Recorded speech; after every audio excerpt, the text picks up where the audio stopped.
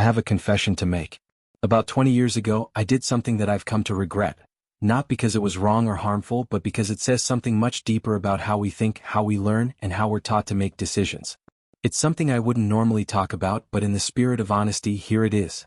In a moment of youthful impulse, spurred on by the usual pressures and the illusion of prestige, I went to law school.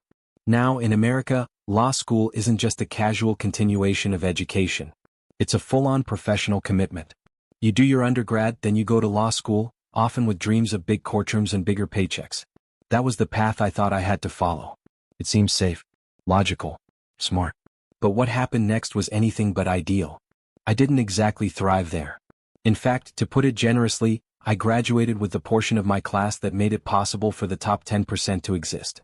I didn't practice law for a single day. Never took the bar. Never wanted to. So why bring this up now? Because today, despite that detour, I want to dust off whatever is left of those legal instincts and present. Not a story, but a case. A case based not on opinion but on facts. On research. On what science actually tells us about how people perform at their best. About what truly motivates us.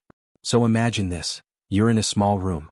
You're given a candle, a box of thumbtacks, and a book of matches. Your task is simple. Attach the candle to the wall in a way that the wax doesn't drip onto the table. What do? Many people try to tack the candle directly to the wall. Doesn't work. Others light the candle, melt the side a bit, and try to stick it. Still doesn't work. Eventually, most people figure it out. You take the thumbtacks out of the box. You use the box itself as a platform. You tack the box to the wall, put the candle inside it, and voila! No wax on the table. This is known as the candle problem. It was first developed in 1945 by a psychologist named Carl Duncker.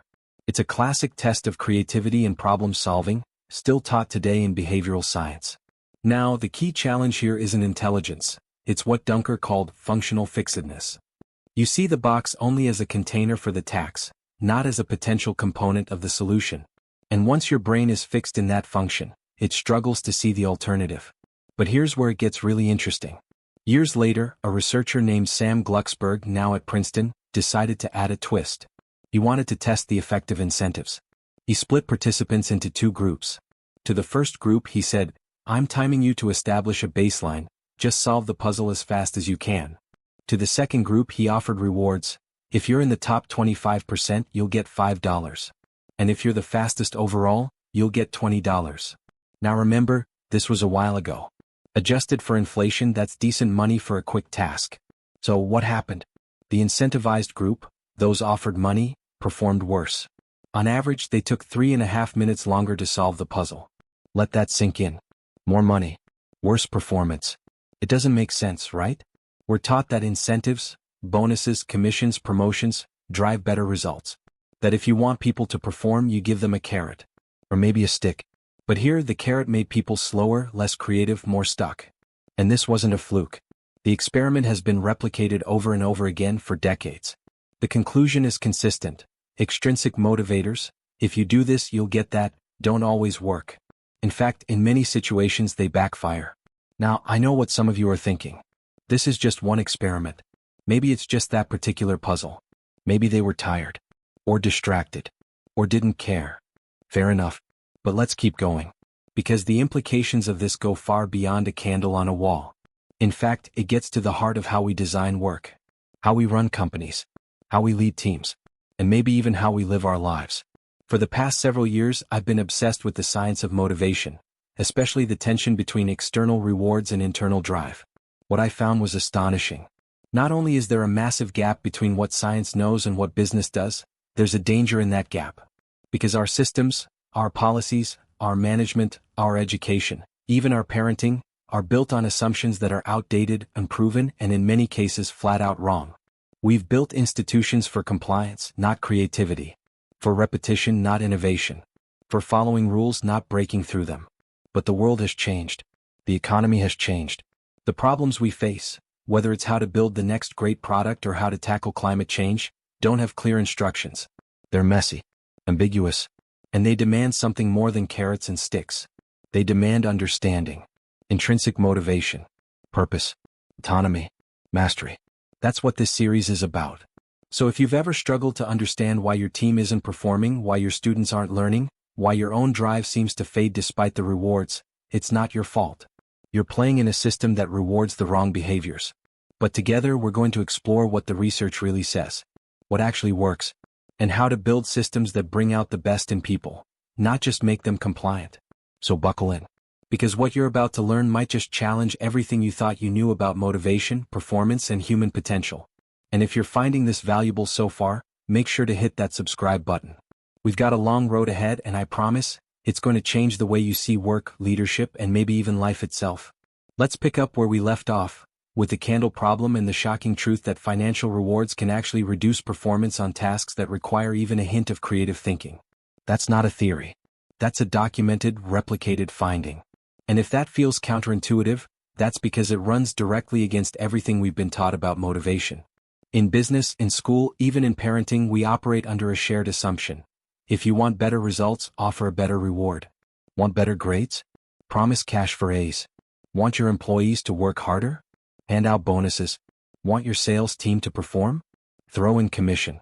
It seems so obvious, so natural, so effective. But the science tells a very different story. Sam Glucksberg's experiment wasn't an isolated case. He ran another version of it with a slight tweak. This time he changed how the materials were presented. Instead of giving participants a box full of tacks, he gave them an empty box and the tacks separately. Same task, attach the candle to the wall so the wax doesn't drip. But now, the box's potential as a platform wasn't hidden by its role as a container. And guess what? Now the incentivized group, the ones offered money, performed better. They beat the baseline group. They were faster, more efficient. What does this tell us? When the solution is straightforward, when it doesn't require overcoming functional fixedness, rewards can help. They focus attention, narrow the field of view, push people toward the finish line. But when the task requires seeing something differently, when it demands creativity, lateral thinking, innovation, those same rewards can hurt. They make people focus so narrowly on the prize that they miss the path to get there. This idea, of rewards narrowing focus, is powerful. It explains why so many organizations struggle in the modern economy. Because the nature of work has changed. In the 20th century, a huge percentage of jobs were algorithmic. You followed a set of instructions, repeated a process, hit quotas, checked boxes. For that kind of work, external motivators, if then rewards, were enough. Sometimes even ideal. They pushed output, efficiency, compliance. But that's not the world we live in anymore.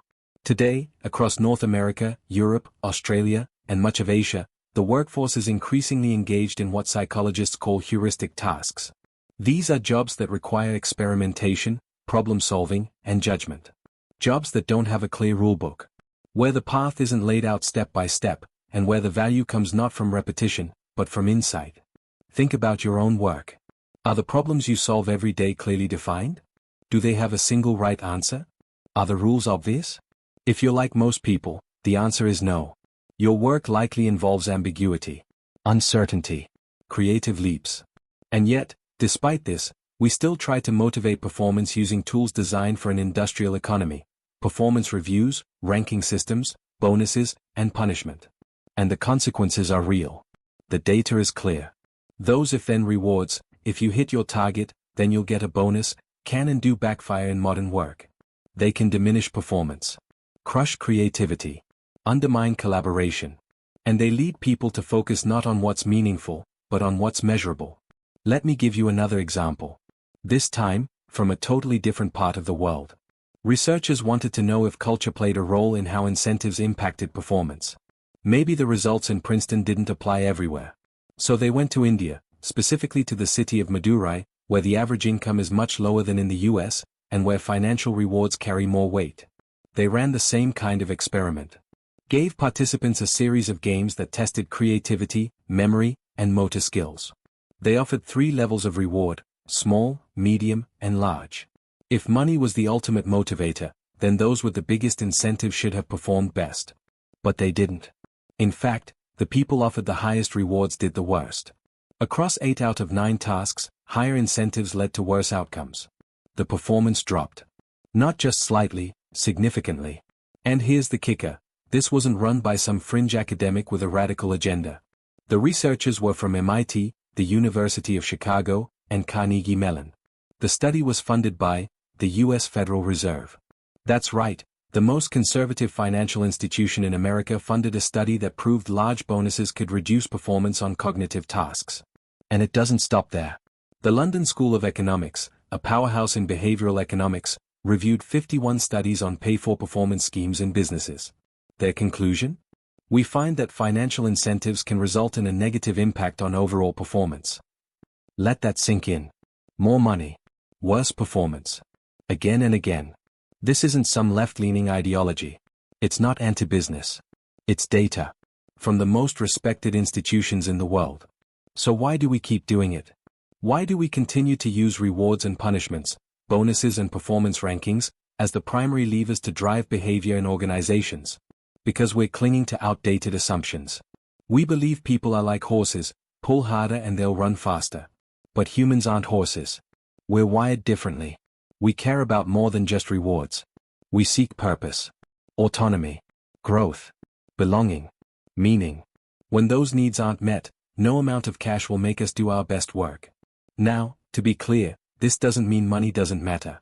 It does. People need to be paid fairly. Compensation should be enough to take the issue of money off the table. But once that's done, what truly drives high performance is something deeper. Something more human.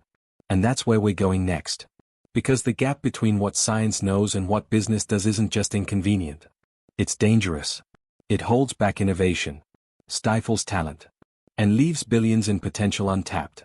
In the next section, we'll dive into the foundational concept that explains why this happens, and how we can fix it. It's not about doing more of the same.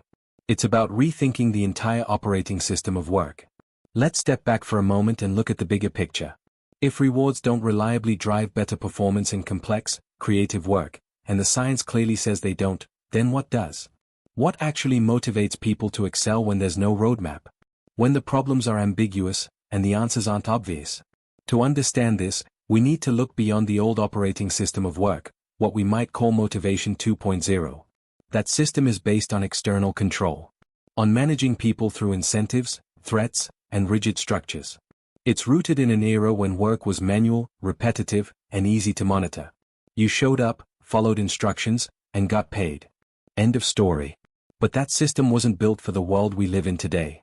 The challenges we face now, whether in technology, education, healthcare, design, or entrepreneurship, demand something different.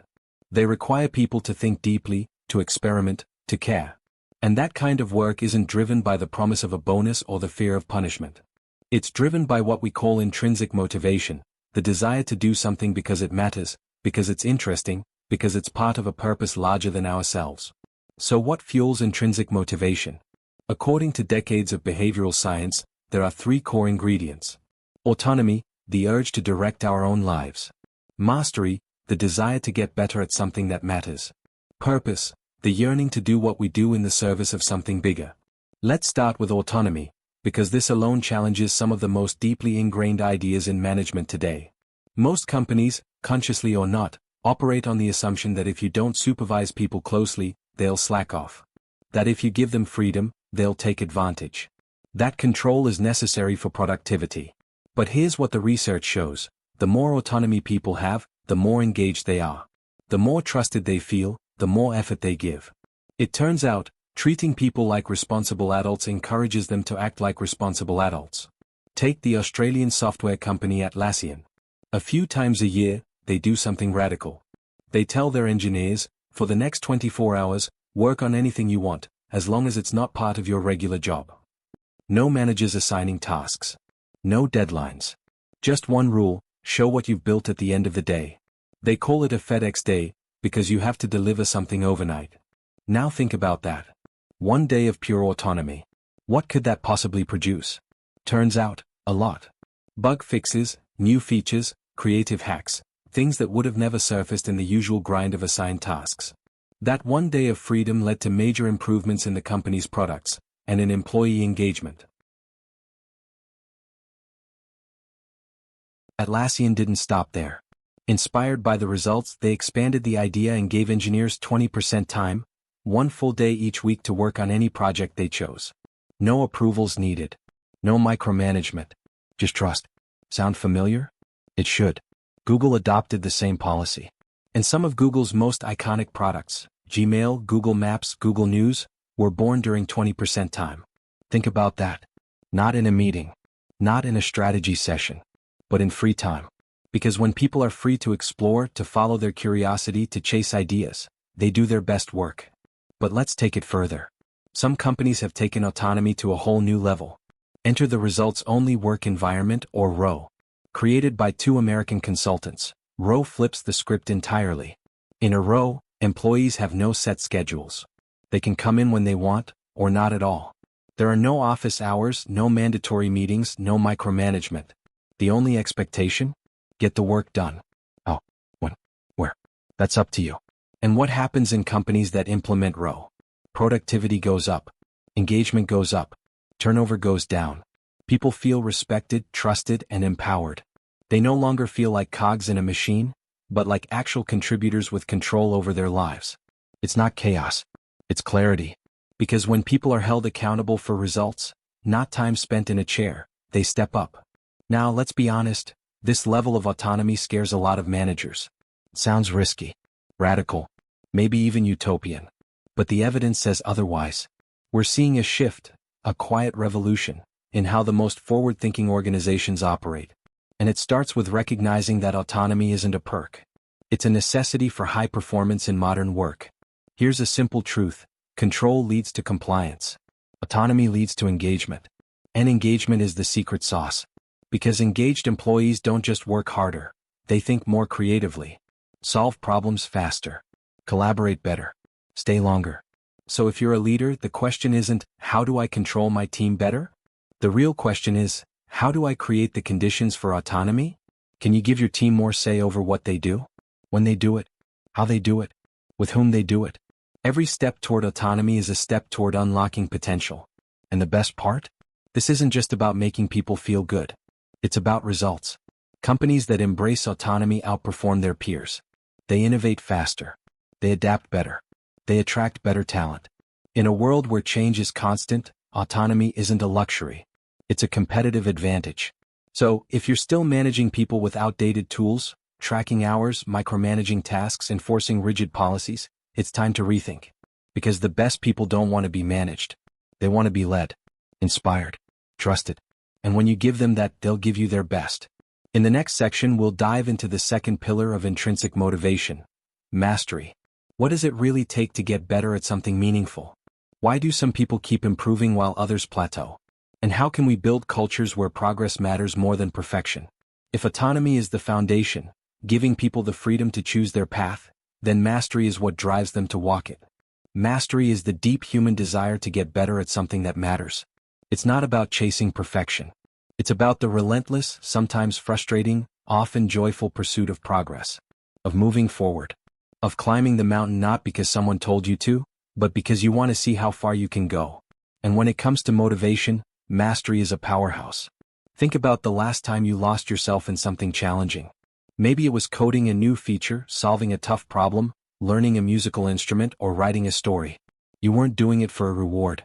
You weren't chasing a bonus. You were locked in, not just mentally but emotionally. Time faded. Focus sharpened. You were in the zone.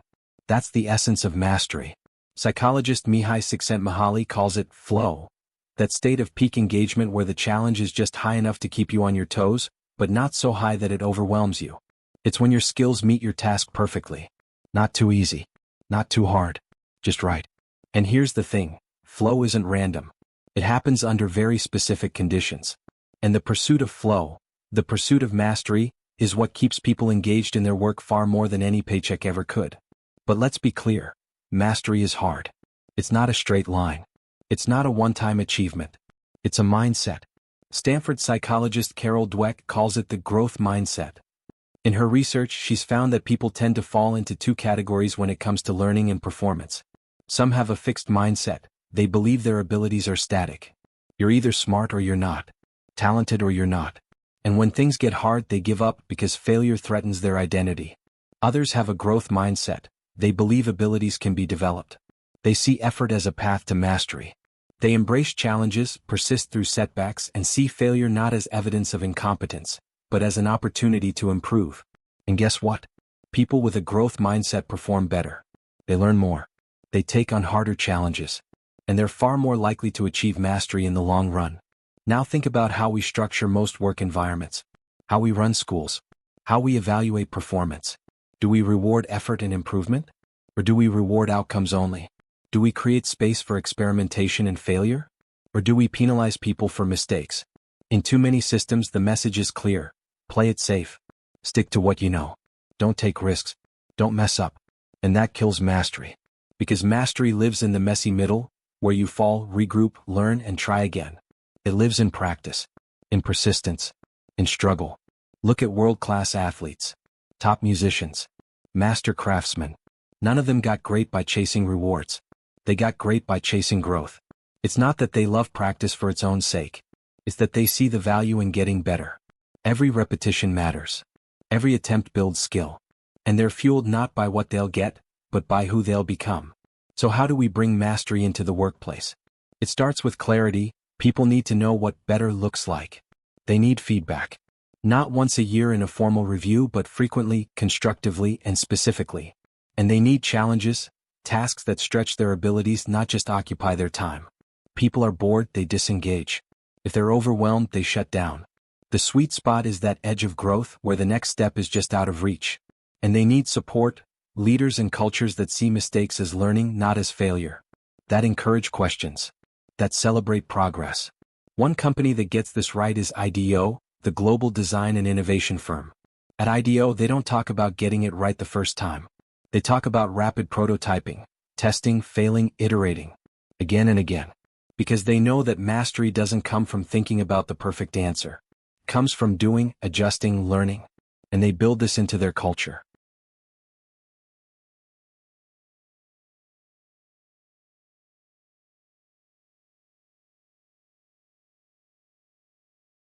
New employees are encouraged to experiment. Ideas are shared openly without fear of being wrong. Feedback is frequent. Improvement is expected. And the result? A workplace where people not only want to be better, they know how to get better. But here's the crucial point. Mastery is a journey, not a destination. You never truly arrive. There's always more to learn, more to refine, more to improve. And when people see that their organization values that journey, when they feel safe to grow, they rise to the occasion. Because ultimately, people don't want to coast. They don't want to stagnate. They want to matter. And progress, real, tangible, meaningful progress, is one of the most powerful sources of motivation there is. So the next time you think about how to motivate a team, ask yourself, are you giving them room to grow? Are you challenging them in ways that develop skill? Are you rewarding learning or just outcomes? Because if you can create a culture of mastery, where improvement is part of the DNA, you'll unlock a level of motivation that's deeper than any incentive plan could ever offer. In the next section, we'll turn to the third and final pillar of intrinsic motivation: purpose. Why do people care? What gives their work meaning?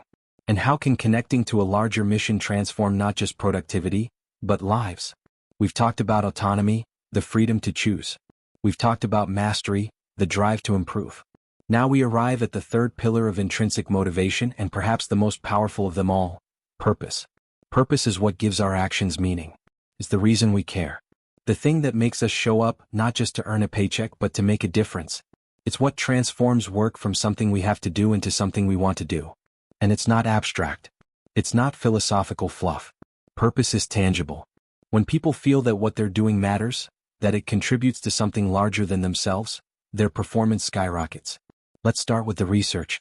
In 2001, psychologists Amy Rozesniewski and Barry Schwartz conducted a fascinating study with hospital custodians.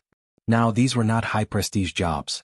Cleaning hospital floors, hauling trash, sanitizing bathrooms, it's demanding, physical, often thankless work. But what the researchers found was remarkable. Some custodians saw their job as just that, a job. They clocked in, did their tasks, and went home.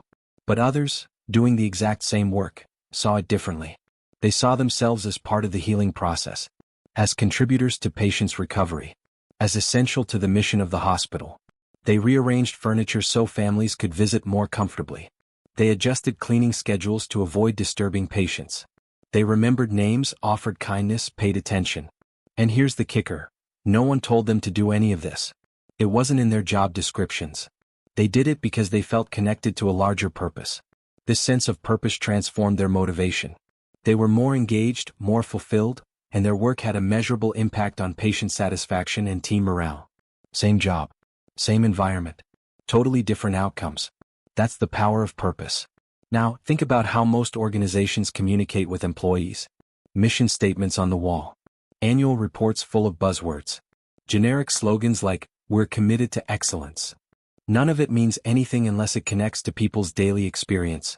Purpose has to be felt, not just stated. And when it is, the results are dramatic. Let's look at a company example.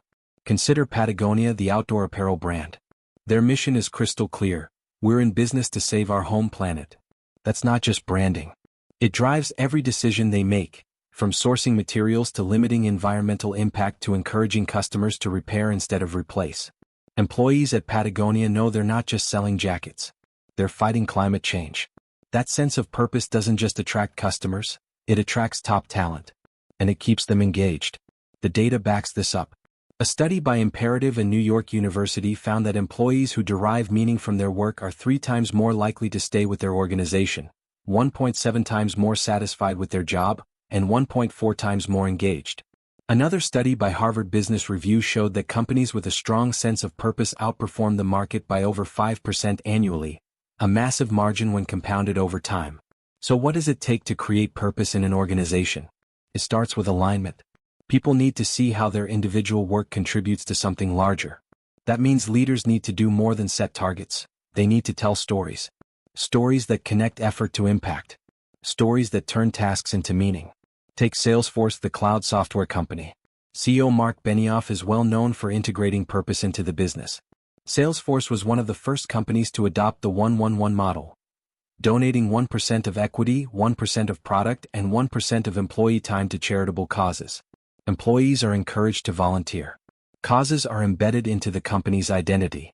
And when people join the company, they're not just starting a job, they're joining a movement. Now contrast that with a company that operates purely on performance metrics. Hit your number, get your bonus. Miss it, face the consequences.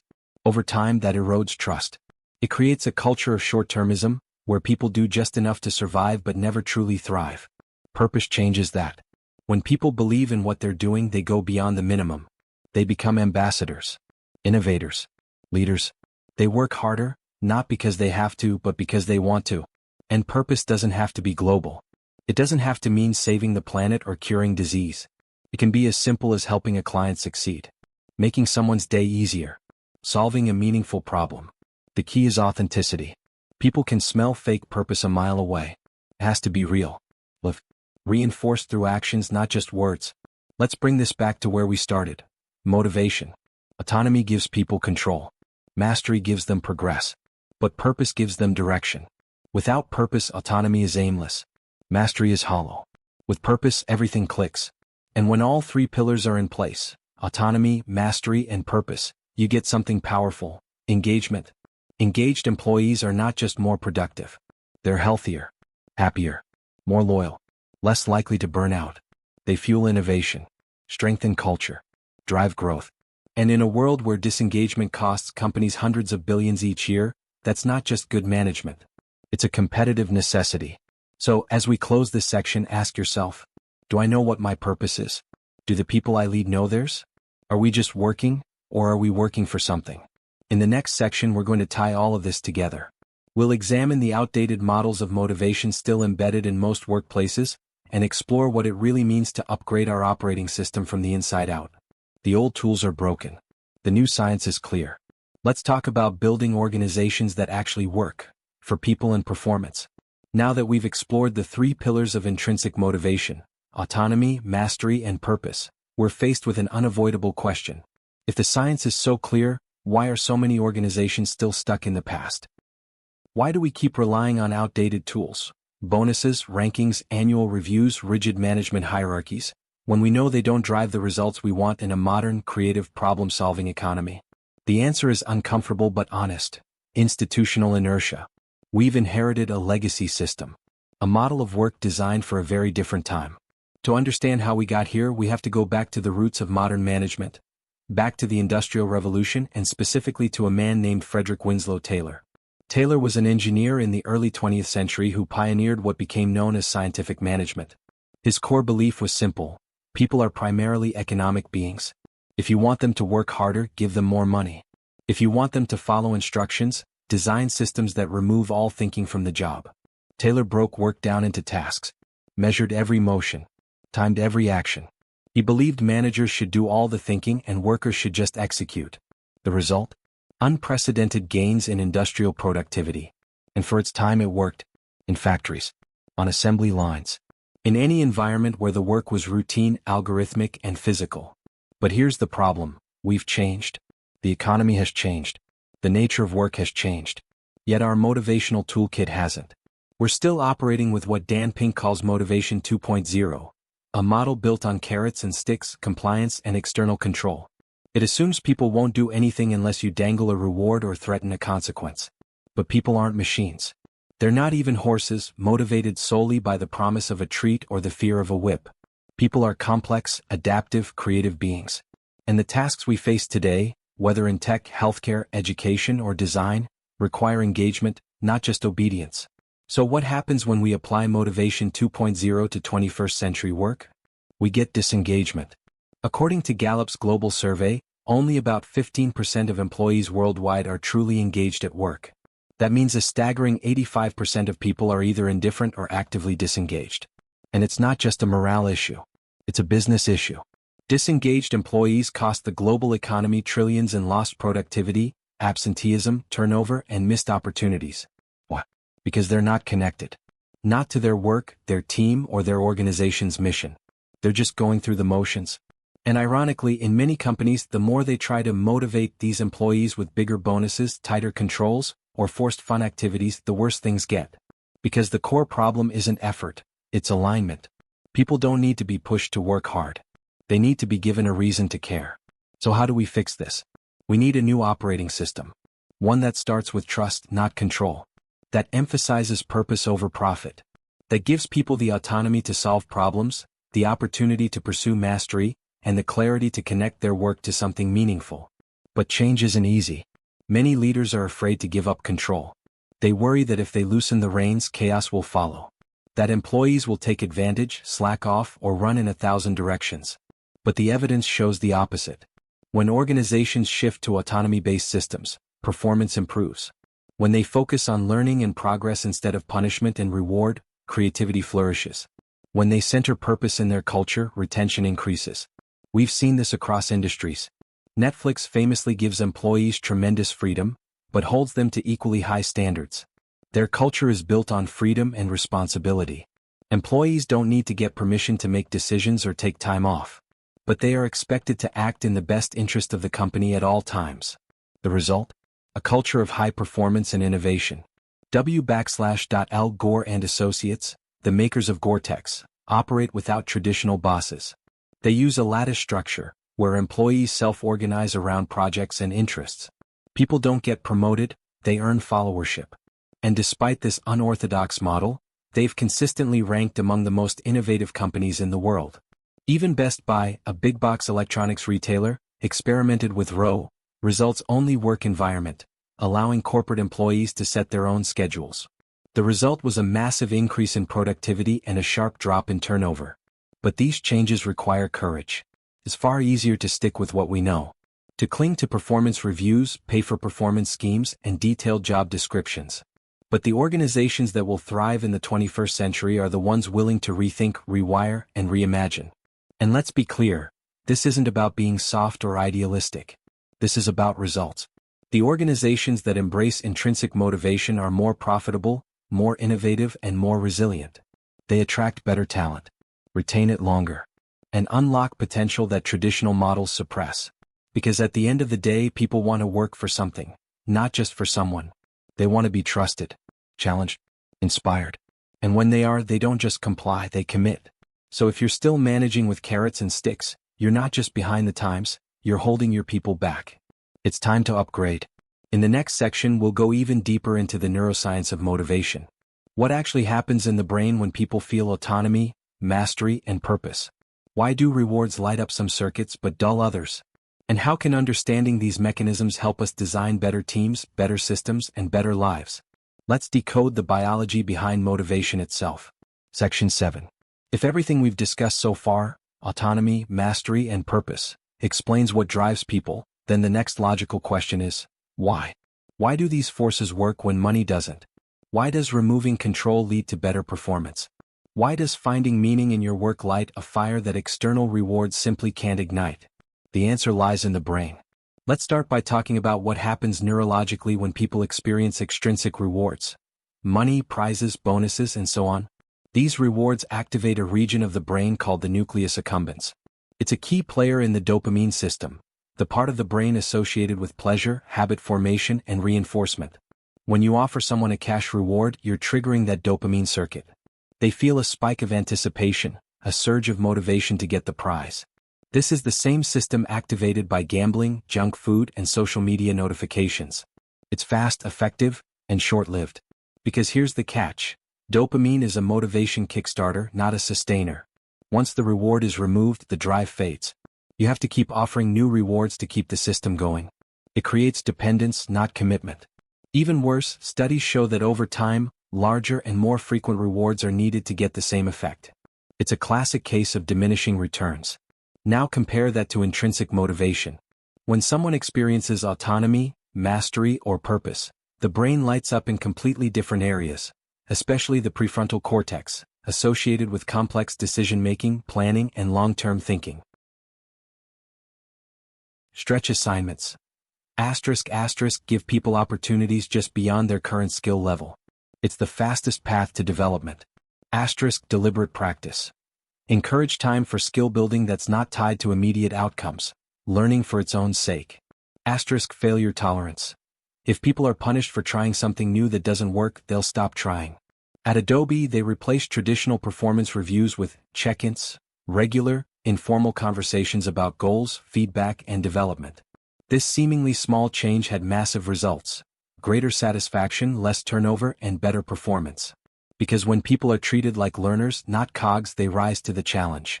###purpose. From profit to meaning. Purpose isn't something you glue onto the surface of a company.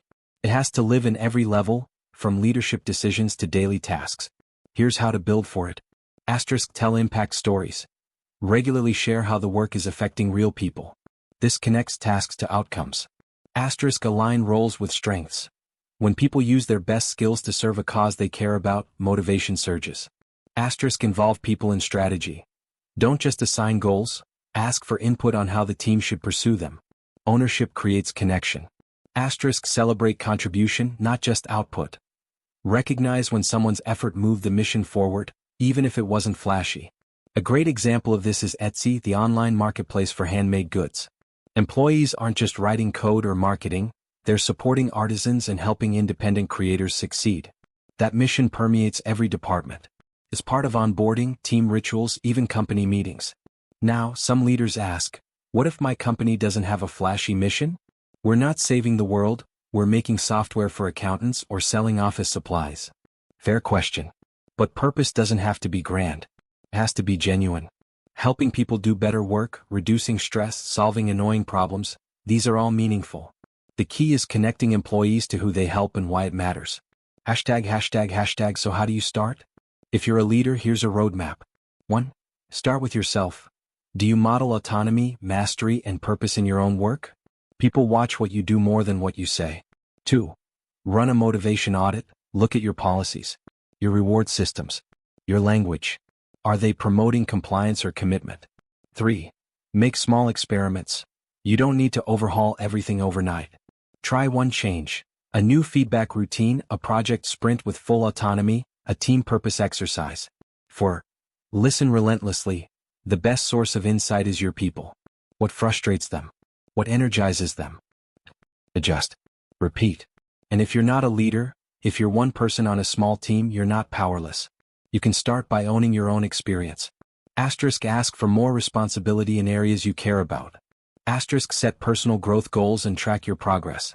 * start conversations about purpose. Ask your teammates, why does our work matter? * be the person who models curiosity, initiative, and generosity. Because culture is not what leaders write on walls, it's what people do every day. And the shift toward intrinsic motivation isn't a top-down mandate. It's a grassroots movement. Every person who chooses engagement over compliance is moving the system forward. In the next section, we'll explore one of the most critical frontiers for applying these ideas: education. If our schools still run on carrots and sticks, grades, punishments, rigid curricula, what does that mean for the next generation? And what would it look like to build learning environments that ignite real curiosity and lifelong motivation? Let's talk about how we raise, teach, and prepare people, not just to pass tests but to thrive. Section 9. If intrinsic motivation is so essential for creativity, innovation, and deep engagement, then there's one area of society where this conversation becomes especially urgent: education. Because here's the uncomfortable truth: while our economy and workplaces are slowly starting to evolve, our schools are still stuck in the past. Across much of the world, the education system is still modeled on the industrial era.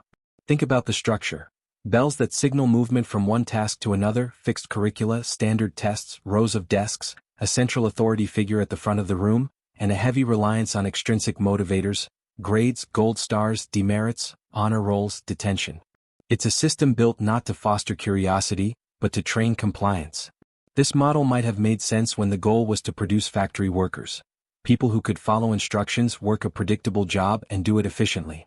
But that world is gone. The jobs of the future, and even the present, require people who can think critically, solve new problems, collaborate across disciplines, and keep learning for life. And yet, we still grade students as if their only job is to memorize facts and regurgitate them. We reward the ability to game a system, not question it. We punish mistakes instead of seeing them as stepping stones to growth. So it should come as no surprise that many students are disengaged. According to the Gallup student poll, by high school, only about 1 in 3 students reports being actively engaged in school. That number drops even lower in many countries. The further students progress in school, the less curious, less interested, and less invested they become. Why? Because they're being taught what to learn, not how or why. And the tools we use to motivate them, grades, rankings, praise for good behavior, are exactly the kinds of extrinsic rewards that undermine the very curiosity and resilience we want them to develop. Let's go back to the science. In one landmark study, researchers gave preschoolers a new set of drawing materials. Some kids were told they'd get a reward for drawing. Others weren't promised anything. And a third group was surprised with a reward afterward. The results? The kids who were promised a reward ended up drawing less creatively and for less time. The joy of drawing had been replaced by the desire for the prize. Meanwhile, the kids who were surprised with a reward or weren't rewarded at all kept exploring, kept imagining, kept engaging. This is the danger of if-then systems. They can crush intrinsic interest. Now apply that to a classroom.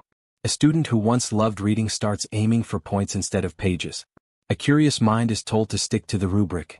A creative idea is rejected because that's not how we're supposed to do it. Over time, students stop asking questions. They wait for instructions. They learn how to pass the test, but not how to learn. So what's the alternative? How do we design learning environments that foster autonomy, mastery, and purpose? The same drivers that fuel engagement in the workplace. Let's start with autonomy.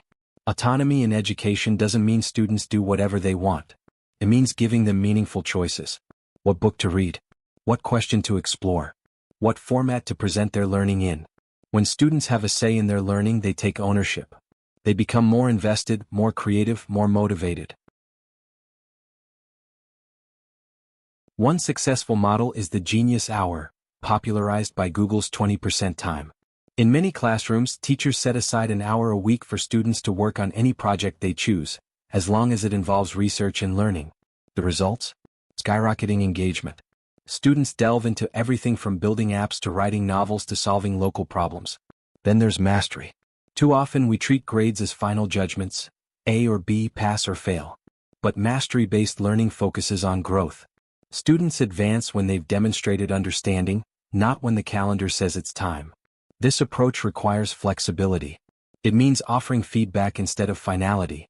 It means letting students revise, improve, and try again. It means valuing effort and progress over speed. Schools that adopt mastery-based models, like Summit Public Schools in the U.S., show that students can learn more deeply and retain knowledge longer when they're allowed to master concepts at their own pace. And then there's purpose. Students need to know why their learning matters. Not just for the test. Not just for college, but for life. This is where real-world learning comes in, connecting curriculum to meaningful problems. Letting students work on community issues, create solutions, share their work beyond the classroom. Purpose can also come from reflection, encouraging students to explore their values, their interests, their goals. When learning is personal, it becomes powerful. Look at High Tech High in San Diego, a project-based school where students design everything from robots to documentaries. Their work is often displayed in public exhibitions, not just graded and returned. That's purpose. That's ownership. But let's be clear, this kind of education isn't about lowering standards or abandoning structure. It's about raising expectations, not just for what students know but for how they think, how they grow, and how they engage. It's about trusting that students, like adults, want to learn when the conditions are right, when they feel seen, when they have voice, when their work matters. And yes, there are barriers, standardized testing, policy mandates, resource gaps. But change is happening. More teachers are experimenting with student-centered models. More schools are embracing project-based learning. More parents and policymakers are questioning the old assumptions. Because the stakes are too high to keep doing what we've always done. The world our kids will enter is not predictable. It's not slow. It's not structured around compliance. It's fast, complex, adaptive. And if we want our students to thrive, we have to build systems that develop not just knowledge, but motivation. Not just answers, but curiosity. Not just performance, but purpose. In the final section, we'll bring it all together. We'll revisit the core insights from this entire journey, across work, science, and education, and ask the most important question of all. Now that we know the truth about motivation, what will we do with it? Let's finish strong. Section 10. So here we are, the final stretch. We've unpacked the science, dissected the myths, examined the systems. We've explored how autonomy, mastery, and purpose aren't just abstract ideals but concrete, measurable, and deeply human forces that drive our best performance. We've seen how extrinsic motivators, bonuses, grades, gold stars, rankings, often do more harm than good when applied to complex, creative, and meaningful tasks. And we've asked hard questions about how we work, how we lead, how we learn, and how we live. So now comes the hardest question of all. What now? Because here's the thing, understanding is not enough. The data is clear. The stories are powerful. The examples are real. But unless we act, unless we start applying what we know, we'll stay stuck in a system that no longer fits the world we live in. Let's recap the core truths we've uncovered. 1. Extrinsic rewards, the old carrot and stick model, only work reliably for simple rule-based tasks. When the job requires focus, repetition, or speed, bonuses and punishments can be effective. But when the task demands creativity, problem-solving, or learning, those same rewards often backfire. They narrow our focus. They crush curiosity. They diminish performance. 2. Autonomy, the desire to direct our own lives, is not a luxury. It's a necessity. People do their best work when they have the freedom to make decisions, solve problems their way, and take ownership of their time and effort. 3. Mastery, the drive to get better at something that matters, is deeply motivating. It thrives in environments that encourage learning, value progress, and treat mistakes as part of growth, not as failures to be punished. 4. Purpose, the need to contribute to something larger than ourselves, is what makes work meaningful. When people see how their efforts connect to a bigger picture, they bring more energy, more creativity, and more resilience to what they do. And these aren't just individual truths.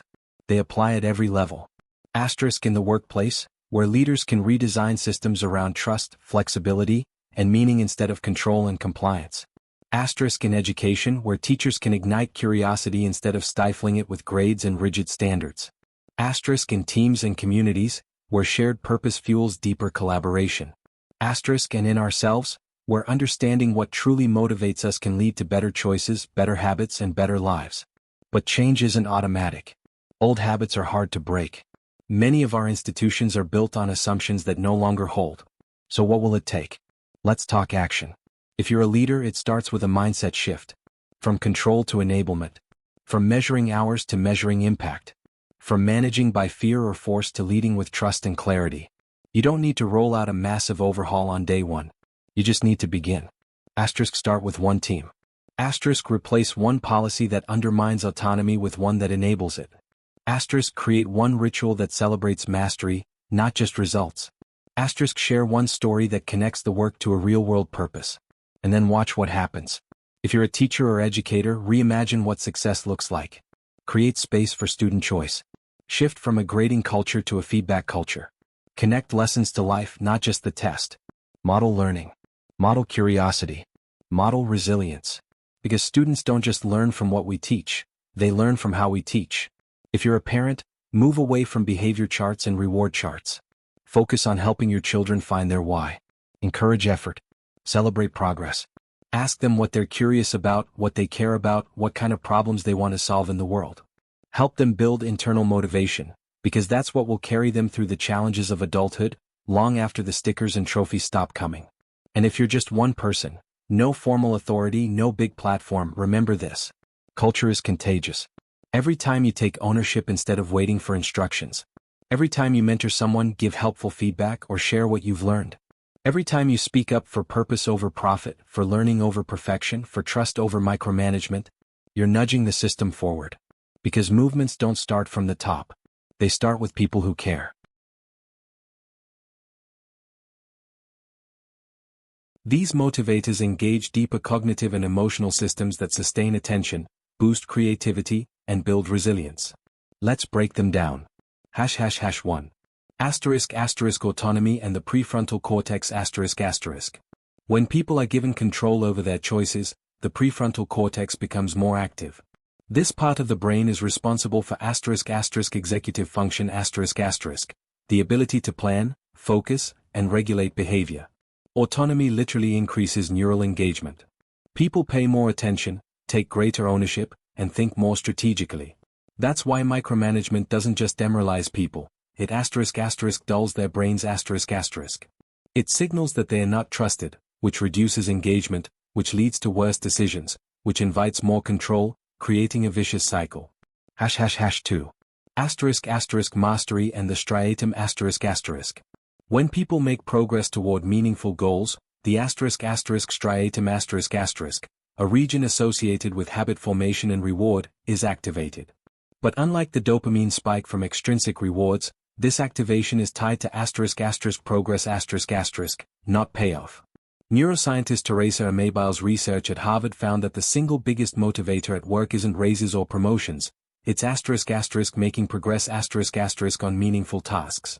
Small wins release endogenous dopamine which reinforces the behavior and motivates continued effort.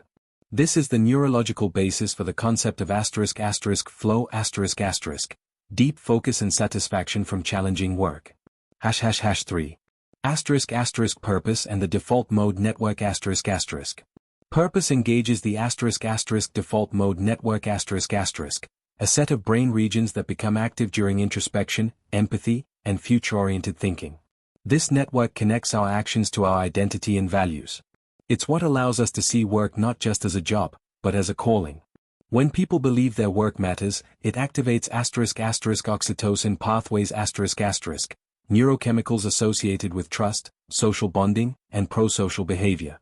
In short, purpose makes people care and when people care, they commit. This is why even the most well-compensated employee will underperform if they feel their work is meaningless. It's not a problem of pay, it's a problem of neural disengagement Now let's apply this to real-world scenarios. Consider a software engineer working under a rigid management system. They're told what to do, how to do it, and when it's due. They're offered a quarterly bonus if they hit specific targets. Their dopamine system might fire up at first, but soon, as autonomy and meaning drain away, so does their motivation. Their work becomes mechanical. Their brain disengages. Now imagine the same engineer in a different system. They're given freedom to choose projects aligned with their interests. They're encouraged to learn new skills. Their work is connected to a meaningful mission, say, building tools that help disaster relief workers communicate faster. Now the prefrontal cortex, striatum, and default mode network are all firing. They're not just working, they're lit up neurologically. And this isn't speculation, it's measurable. Functional MRI studies show increased neural activity in these regions when people report high engagement. Brain scans can literally predict whether someone is feeling intrinsically motivated or not. Even at the cellular level, motivation changes us. Research shows that environments rich in autonomy and meaning can lead to increased neuroplasticity, the brain's ability to form new connections and pathways. In other words, motivated people learn faster and adapt better . And here's the business case. Organizations that harness these principles outperform their competitors. They innovate faster, because people feel safe to try new things. They retain talent longer, because people feel valued. They adapt more easily, because engaged brains are more flexible. So why isn't every organization operating this way? Because neuroscience is slow to filter into management. Business schools still teach outdated models. Managers are promoted based on short-term metrics. Cultures are built around control, not trust. But change is coming. As the science becomes undeniable, forward-thinking organizations are redesigning systems based on how people actually function, not how we wish they did. They're moving away from behaviorism toward humanism. Away from compliance toward engagement. Because the brain doesn't lie. When people feel trusted, challenged, and connected, their brains respond with focus, energy, and creativity. When they feel controlled, ignored, or commodified, the lights dim. This isn't just biology, it's destiny. In the next section, we'll explore how to put all of this into practice. What does it actually look like to build a team or an organization around autonomy, mastery, and purpose? What systems need to change? What rituals reinforce the new model? And how do you start, even if you're just one person on a small team? Let's move from the ***y** to the **** how ****. Section 8 ****. Now that we understand the science, why intrinsic motivation works, how it's rooted in the brain, and what the consequences are for people and performance, it's time to ask a harder, more practical question. ****, how do we actually build for it? ****. What does it look like to create a team, an organization, or even a classroom that runs on autonomy, mastery, and purpose, not just on paper, but in everyday actions? Let's start with a truth that applies across industries and roles. Systems shape behavior. You can have the best intentions, but if the structures around people are built for compliance, not engagement, the outcome is predictable. People will do just enough to get by. They'll avoid risk.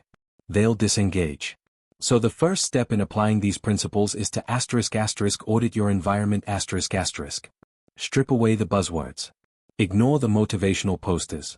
And ask, what do the actual systems, routines, and signals in your organization say about what's valued? Because if you say you value innovation but punish every mistake, you don't value innovation. If you say you empower teams but make all the decisions from the top, you're not empowering anyone. Let's break it down by pillar. Autonomy, from control to choice. To foster autonomy, you need to rethink how decisions are made and who gets to make them. This doesn't mean chaos. It means clarity of purpose, but flexibility of process. Here are a few tangible shifts. Replace micromanagement with mission clarity. Instead of telling people exactly what to do, tell them the goal, and let them figure out how to get there. Shift from rigid schedules to flexible time. Remote work, flex hours, or even just letting employees block time for deep work can signal trust. Encourage self-directed projects. Allow space for employees to explore ideas they believe in, even if it's just for a few hours a month. Take the example of Spotify. Their internal structure is based on squads, small, autonomous teams with end-to-end responsibility for their part of the product. Each squad decides how they work, what tools they use, and how they ship. Leadership sets direction, not rules. The result? Rapid innovation, strong ownership, and high morale. Mastery, from performance to progress. Mastery isn't about being perfect, it's about getting better. To cultivate mastery, leaders must create environments where learning is expected, supported, and celebrated. That means real-time feedback, not annual reviews. People can't improve what they don't see. Frequent, constructive feedback is the fuel of growth.